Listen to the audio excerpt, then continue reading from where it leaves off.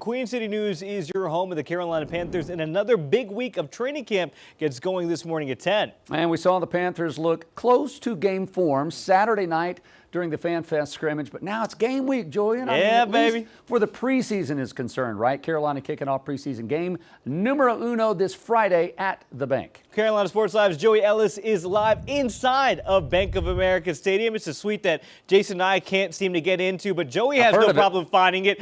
Joey, some real football actually going to be played this week against players in a different jersey.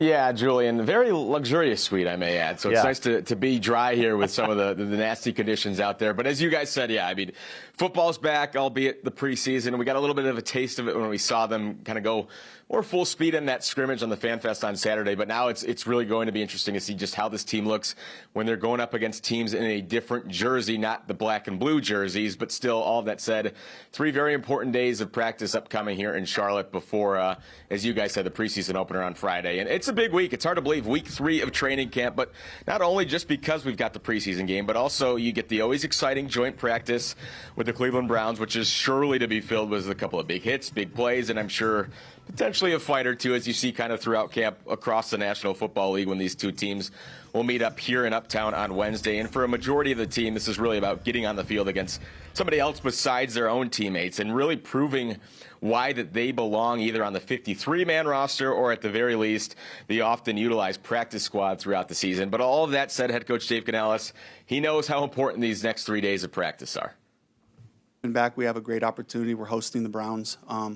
You know, we'll stack up a couple of padded days again, back to back, one before and then one with the Browns. So, you know, for me, I think it's about just kind of evaluating our group coming out of this, you know, treating anything that comes up and then just getting those guys to, you know, get right back to work, you know, finding our work ethic after those breaks.